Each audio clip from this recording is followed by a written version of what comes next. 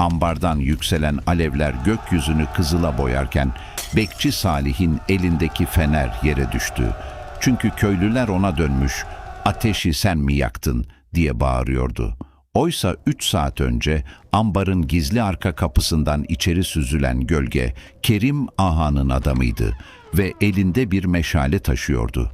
Kerim Ağa, kıtlık yılında halktan sakladığı fazla buğdayın izini örtmek için ambarı kendi adamına kasıtlı olarak ateşe verdirmişti. Alevler zorlukla söndürüldüğünde öfkeli köylüler Salih'in üzerine çullandı ve onu ambarın önünde yere yıkıp elini bağladılar. Eşi Zeynep, kocasının ellerinin sıkıca bağlandığını görünce çığlık atarak araya girdi. Ama itilip kalabalığın dışına düşürüldü. Muhtar Naim koşarak meydana geldi ve kanıt olmadan hiç kimsenin suçlanamayacağını haykırarak öfkeli kalabalığı zorlukla geri çekti.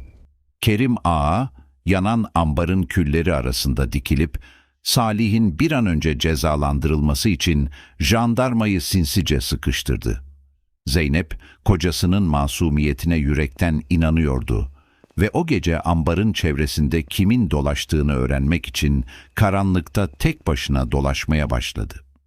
Ambarın arka duvarındaki dikenli çalılığa takılı, kenarı yarı yanmış kareli bir eşarp parçası bulduğunda kalbi göğsünde hızla çarpmaya başladı. Karanlıkta izi takip eden Zeynep, Kerim Ağa'nın gizli deposuna soluk soluğa sızdı ve tozlu bir rafın arkasında saklı eski hesap defterini eline aldı. Defterin sayfalarında köylülerden gizlenen tonlarca buğdayın kayıtları ve ambarın neden ateşe verildiğine dair el yazısıyla notlar duruyordu. Tam kapıdan çıkarken karşısına dikilen Kerim Ağa'nın adamı elindeki defteri kapmak için üzerine atıldı. Ama Zeynep tüm gücüyle karanlık sokaklarda koşarak kaçmayı başardı. Soluk soluğa meydana varan Zeynep, elindeki yanık eşarp parçasını ve defteri Muhtar Naim'in önüne fırlatarak gerçeği haykırdı. Kerim Ağa'nın adamı, boynundaki eksik eşarbı gören köylülerin bakışları altında dizlerinin bağı çözülüp her şeyi ağlayarak itiraf etti. Jandarma, Salih'in bileklerindeki ipleri çözerken, Kerim Ağa'yı sıkıca kollarından tutup meydanın dışına doğru sürükledi. Bir ambarı yakan alev köyü kandırabildi. Ama gerçeği sonsuza dek küle çeviremedi.